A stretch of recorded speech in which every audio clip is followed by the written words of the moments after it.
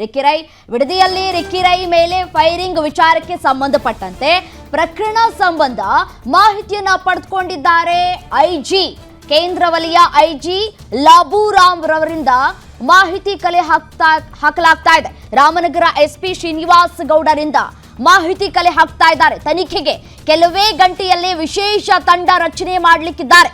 ಬಿಡದಿಯಲ್ಲಿ Ricky Rai ಮೇಲೆ firing ಆದಂತಹ ವಿಚಾರಕ್ಕೆ ಸಂಬಂಧಪಟ್ಟಂತೆ ಐಜಿ ಲಾಬುರಾಮ್ ಅವರು ಕೂಡ ಹೇಗಾಯ್ತು ಘಟನೆ, ಎಷ್ಟು ಜನರನ್ನ ಈಗಾಗಲೇ ವಶಕ್ಕೆ ಪಡೆದುಕೊಂಡಿದ್ದೀರಿ, ಸ್ಥಳದಲ್ಲಿ FSL ವರದಿಯ ವಿಚಾರಕ್ಕೆ ಸಂಬಂಧಪಟ್ಟಂತೆ ಅದೇ ರೀತಿಯಾಗಿ ಎಷ್ಟು ಬಾರಿ ಫೈರಿಂಗ್ ಆಗಿದೆ, ಎಷ್ಟು ಗುಂಡು ಸಿಕ್ಕಿದೆ, ಇದರ ಜೊತೆಗೆ ರಿಕ್ಕಿ ರೈ ರವರ ಪರಿಸ್ಥಿತಿ ಯಾವ ರೀತಿಯಾಗಿ ಇದೆ ಅನ್ನೋದರ ಕುರಿತು ಮಾಹಿತಿಯನ್ನ ಕೂಡ ಕಲೆ ಹಾಕಿದ್ದಾರೆ. ಅದೇ ರೀತಿಯಾಗಿ ವಿಶೇಷ ತಂಡ ರಚನೆ ಮಾಡಲಿಕ್ಕಿದ್ದಾರೆ ಇನ್ನೇನು ಕೆಲವೇ ಕ್ಷಣಗಳಲ್ಲಿ.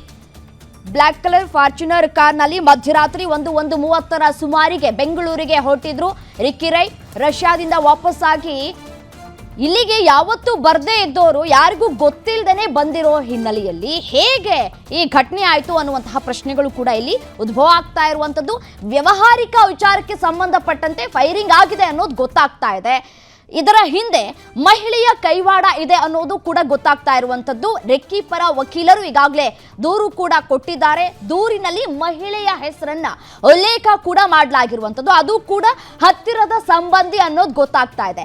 ಯಾರು ಆಕೆ, ರಿಕ್ಕಿ ರೈಗೂ ಮತ್ತೆ ಆಕೆಗೂ ಏನ್ ಸಂಬಂಧ, ಇಬ್ಬರ ನಡುವೆ ಯಾವ ವಿಚಾರಕ್ಕೆ ಸಂಬಂಧಪಟ್ಟಂತೆ ಗಲಾಟೆ ಆಗಿತ್ತು, ಹೀಗೆ ಸಾಕಷ್ಟು ಅನುಮಾನಗಳು ಕೂಡ ಇಲ್ಲಿ ವ್ಯಕ್ತವಾಗ್ತಾ ಇದೆ. ವ್ಯವಹಾರಿಕ ವಿಚಾರಕ್ಕೆ ಸಂಬಂಧಪಟ್ಟಂತೆ ಫೈರಿಂಗ್ ಆಗಿದೆ ಅನ್ನೋದು ಪ್ರಾಥಮಿಕ ತನಿಖೆಯಲ್ಲಿ ಗೊತ್ತಾಗ್ತಾ ಇರುವಂಥದ್ದು.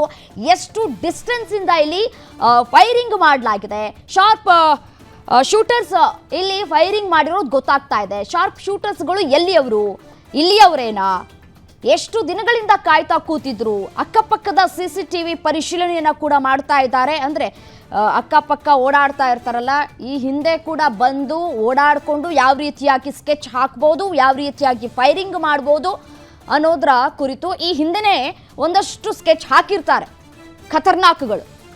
ಹಾಗಾಗಿ ಈ ರೀತಿಯಾದಂತಹ ಘಟನೆ ಆಗೋಕ್ ಸಾಧ್ಯ. ಜೊತೆಯಲ್ಲಿದ್ದವರೇ ಹಾಕೊಟ್ರ, ಹೀಗೆ ಸಾಕಷ್ಟು ಅನುಮಾನಗಳು ಕೂಡ ವ್ಯಕ್ತವಾಗ್ತಾ ಇರುವಂಥದ್ದು. ಘಟನಾ ಸ್ಥಳದಲ್ಲಿ ಏನಾದರೂ ಸಿಕ್ಕಿದ್ಯಾ ಅನ್ನೋದರ ಕುರಿತು ಮಾಹಿತಿಯನ್ನ ಕೂಡ ಕಲೆ ಹಾಕ್ತಾ ಇದ್ದಾರೆ ಪೊಲೀಸ್ ಅಧಿಕಾರಿಗಳು. ವಿಶೇಷ ತಂಡವನ್ನ ಕೂಡ ರಚನೆ ಮಾಡಲಿಕ್ಕಿದ್ದಾರೆ. ಇಲ್ಲಿ ವ್ಯವಹಾರಿಕ ವಿಚಾರಕ್ಕೆ ಸಂಬಂಧಪಟ್ಟಂತೆ ಫೈರಿಂಗ್ ಆಗಿದೆ ಅನ್ನೋದು ಗೊತ್ತಾಗ್ತಾ ಇದೆ. ರಿಕ್ಕಿ ರೈ ರವರ ಮೂಗು ಮತ್ತೆ ಅವರ ಬಲಗೈಗೆ ಗಂಭೀರವಾಗಿ ಗಾಯ ಆಗಿದೆ. ಮೊದಲಿಗೆ ಬಿಡದಿಯ ಆಸ್ಪತ್ರೆಯಲ್ಲಿ ಚಿಕಿತ್ಸೆಯನ್ನ ಕೊಡಿಸಿ ಆನಂತರ ಬೆಂಗಳೂರಿಗೆ ಕರ್ಕೊಂಡು ಬಂದು ಚಿಕಿತ್ಸೆಯನ್ನ ಕೂಡ ನೀಡಲಾಗ್ತಾ ಇದೆ. ಚಾಲಕನ ಸೀಟನ್ನ ಇಲ್ಲಿ ಟಾರ್ಗೆಟ್ ಮಾಡಿ ಫೈರಿಂಗ್ ಮಾಡಲಾಗಿದೆ ಮೊದಲಿಗೆ ಅನ್ನೋದು ಗೊತ್ತಾಗ್ತಾ ಇದೆ. ಯಾವಾಗಲೂ ರಿಕ್ಕಿ ಅವರೇ ಕಾರು ಚಾಲನೆ ಮಾಡ್ಕೊಂಡು ಬರ್ತಾ ಇದ್ರು ಅನ್ನೋದು ಗೊತ್ತಾಗ್ತಾ ಇರುವಂಥದ್ದು. ಸೊ ಹಾಗಾಗಿ ರಿಕ್ಕಿನೇ ಕಾರ್ ಡ್ರೈವ್ ಮಾಡ್ತಾ ಇರಬಹುದು ಅನ್ನುವಂತಹ ನಿಟ್ಟಿನಲ್ಲಿ ಫೈರಿಂಗ್ ಆಗಿದೆ. ಬಟ್ ಆದರೆ ರಿಕ್ಕಿ ಅವರು ಹಿಂಬದಿಯಲ್ಲಿ ಕೂತಿದ್ರು ಅನ್ನೋದು ಗೊತ್ತಾಗ್ತಾ ಇದೆ. ಹಿಂಬದಿ ಕೂತಿದಂತಹ ಸಂದರ್ಭದಲ್ಲಿ ಯಾವ ಆಂಗಲ್ ಇಂದ ಫೈರಿಂಗ್ ಆಯಿತು, ರೈಟ್ ಸೈಡ್ ಇಂದ ಆಯ್ತಾ ಅಥವಾ ಲೆಫ್ಟ್ ಸೈಡ್ ಇಂದ ಆಯ್ತಾ ಅಥವಾ ಫ್ರಂಟ್ ಇಂದ ಆಯ್ತಾ ಅನ್ನೋದು ಪ್ರಶ್ನೆಗಳು ಇಲ್ಲಿ ಉದ್ಭವ ಆಗ್ತಾ ಇದೆ.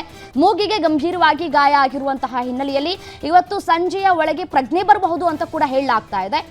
ಆನಂತರ ರಿಕ್ಕಿ ಅವರ ಹೇಳಿಕೆಯನ್ನು ಕೂಡ ಪಡೆದುಕೊಳ್ಳಿಕ್ಕಿದ್ದಾರೆ.